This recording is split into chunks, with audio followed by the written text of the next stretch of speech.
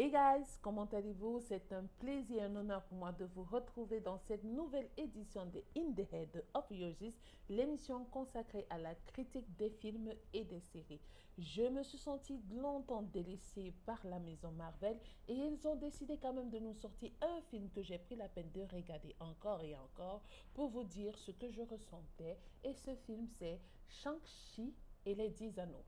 On se lance. Vous savez très bien qu'après Black Widow, le très moyen film Black Widow, la Maison des Idées et le MCU avaient carrément un peu perdu de sa notoriété, avaient perdu même un peu de sa recette parce qu'on en attendait plus. Et bon, ils ont décidé de nous sortir Shang-Chi. Est-ce que cette origin story a été à la hauteur de ce qu'on attendait? C'est ça qui me fait me placer devant vous et vous en faire une critique. Bon, on parle du mandarin qui a fait son entrée dans le MCU dans Iron Man 3, le vrai. Enfin, il fait son entrée dans le Shang-Chi ici, mais il a été incarné à l'époque par Ben Kingsley, le personnage des comics, s'est offert une nouvelle incursion sur le grand écran sous les traits de Tony Leung Chiu Wai. J'espère que je n'ai pas trop écorché le nom. Ok. Alors, avec Shang-Chi et la légende des 10 anneaux, Marvel a voulu souffler un nouveau vent de fraîcheur qui, dans une saga qui pourrait sembler être à bout de course. Et la Maison des Idées a donc décidé de retrouver de bonnes grâces dans le box-office, surtout que la pandémie du Covid-19 n'a vraiment pas aidé. On est très loin des 1 milliard de recettes là maintenant. On est à 300 millions, 500, 600, ça dépend. Je vous fais un peu de synopsis. À San Francisco vit Shang-Chi, qui a une existence un peu paisible aux côtés de son amie Katie. Et lorsqu'il rencontre une mystérieuse organisation qui s'appelle les 10 Anneaux, qu'on a vu apparaître dans Iron Man et qui apparaît même en complicité avec Hydra dans toute la saga Marvel, quoi. Cette organisation se met donc à sa poursuite et le jeune homme va devoir affronter son héritage familial et renouer avec son passé, ce qui fait de lui le fameux fils du mandarin. Alors, la phase 4 du MCU ne s'est pas fait vraiment sans embûche alors que la pandémie a contraint beaucoup de salles à fermer, à garder les portes closes. La maison MCU a eu l'idée de revoir complètement son programme et c'est ainsi qu'ils ont décalé de plus d'un an Black Widow, la sortie de Black Widow qui n'a pas été vraiment une sorte de retrouvaille satisfaisante avec le succès. La preuve, comme je l'ai dit dans ma critique, Black Widow est sorti un peu trop tard. Maintenant, le long métrage de la Veuve Noire a été le reflet d'une recette très banalisée et Marvel, qui s'est senti un peu vieillir, a donc décidé de se réinventer avec ses origin story pour nous sortir un film blocus avec tous les autres personnages. Et si plusieurs des prochains films tels que Doctor Strange 2 et Spider-Man 3 sont vraiment attendus et qui auront peut-être un très grand succès, force est d'admettre qu'à un moment, cette lassitude nous a poussé à ressentir de l'amertume, surtout nous au niveau des fans, quoi, surtout à notre niveau. Et c'est dans ce contexte donc que débarque Shang-Chi et la légende des 10 anneaux, conçu en grande partie pour draguer un public carrément asiatique. C'est trop asiatique. Mais bon, je dis pas que c'est mauvais. Non, non, c'est pas mauvais. Alors, Disney n'en est d'ailleurs pas à son premier produit du genre. On se souvient très bien du très moyen, pour ne pas dire du très mauvais film ou du pire film de l'année de cette époque-là, Mulan. Bon, bref, parlons du mandarin. Dans Shang-Chi et la légende des 10 anneaux, on a un avantage certain, c'est que les aventures de la princesse Disney sont balayées d'un revers de la main comme ça, et le caractère inédit de son intrigue réside beaucoup dans le potentiel qui a servi de passerelle qui pourrait être faite entre Iron Man 3 et les autres films de la saga où apparaissent le drapeau des 10 anneaux. Car si c'est la première fois que le public découvre le vrai mandarin. C'est la première fois qu'on parle du pouvoir des 10 anneaux, qui est une intrigue très importante dans les comics avec Tony Stark. Et il est exploré maintenant au grand écran. Le mandarin a déjà fait par contre une apparition dans le film de Shane Black, qui en 2013, c'est Ben Kingsley qui a campé dans le troisième opus des Iron Man, des aventures d'Iron Man, une exploitation qui n'avait vraiment, alors qui n'avait vraiment pas plu aux fans, quoi. C'était déplorable, c'était détestable, ça n'avait convaincu personne, même les amateurs du personnage sur le papier glacé, ça n'avait convaincu personne. Et pour rappel, on a Killian qui utilisait cette figure légendaire pour développer son projet Extremis, si vous voyez. J'essaie un peu de vous resituer un peu dans Iron Man 3.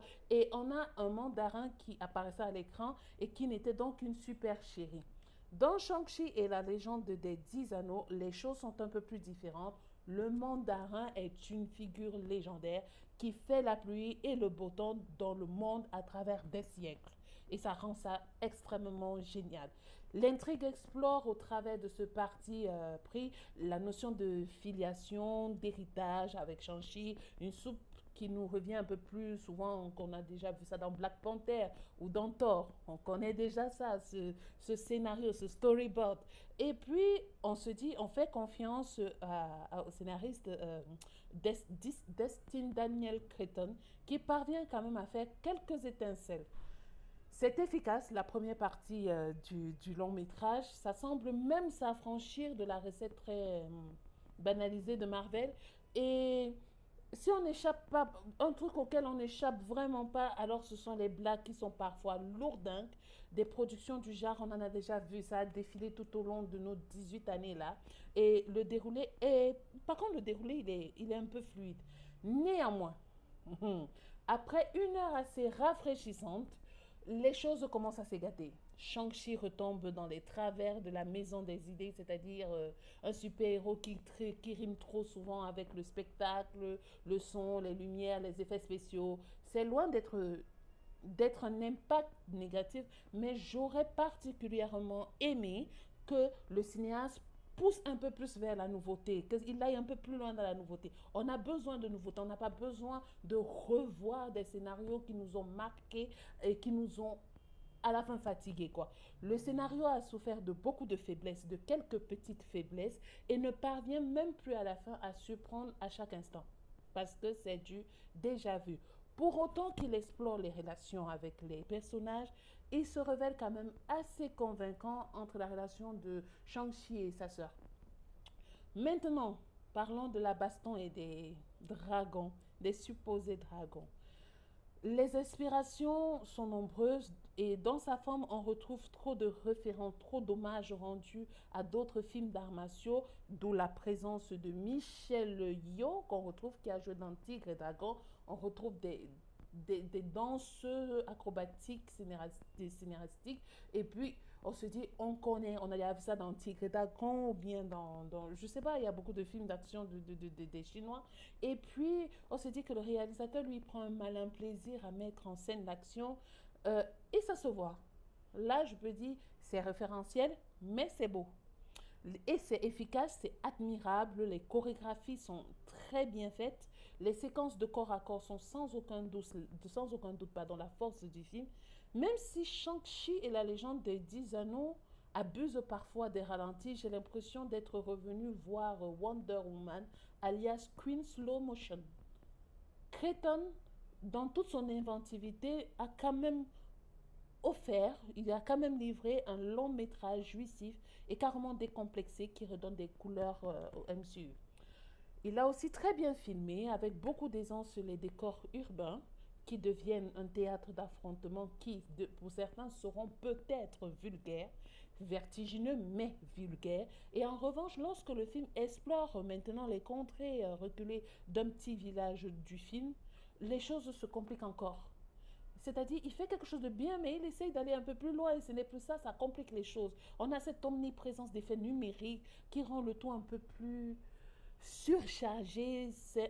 Mon sentiment, il est très renforcé là-dessus, mais je me dis après que je peux combler ce vide par la photographie calibrée pour coller à l'identité visuelle du MCU. C'est comme ça que je suis en train de voir la chose.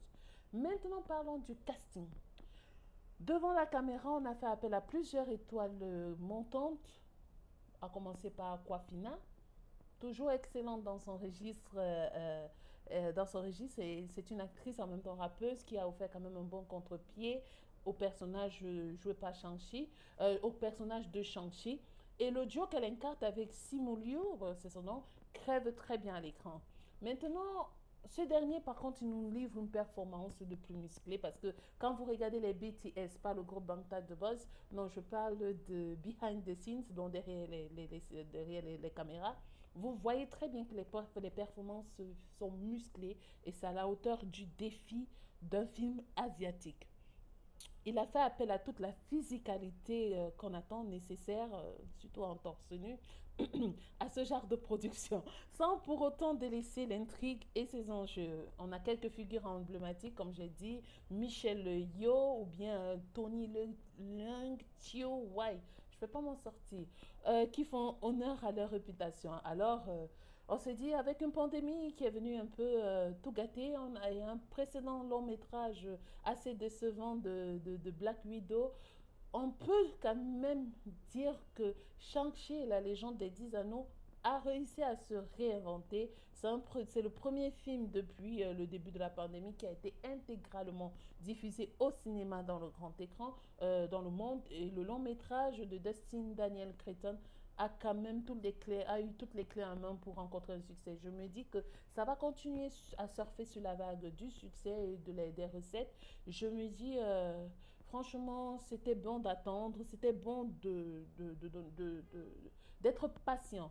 Maintenant, si je dois faire un petit résumé, c'est une très belle petite surprise cinématographique, surtout dans un programme très surchargé de MCU. Shang-Chi et la légende des 10 anneaux, c'est une belle proposition, finalement assez ambitieuse.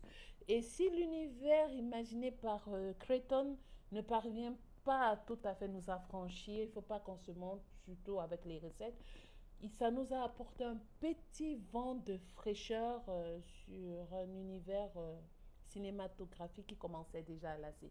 La première partie est bonne, la seconde laisse vraiment à désirer. J'ai pas trop aimé la seconde partie avec. J'ai commencé à m'ennuyer. On a une beauté des images, mais après, faut pas abuser. Allez jusqu'au bout. N'essayez pas de tout réinventer, apporter du nouveau. Ne réinventez pas. Quand vous réinventez, c'est plus bon. Et c'est pour ça que j'ai donné la note de 3,5 sur 5. Oui, j'ai donné beaucoup de qualités, mais j'ai aussi dit que. Mais je n'ai pas voulu dire que les défauts ont primé un peu sur les qualités. Voilà, mais c'est 3,5 sur 5. Donc, j'attends maintenant. Comment, je finis avec Barton, Hawkeye, la série. Et après, on va regarder Spider-Man 3, No Way Home. Et après, on se dit, on va revenir critiquer un autre film. Je crois que ça sera Venom. Sur ce, sayonara.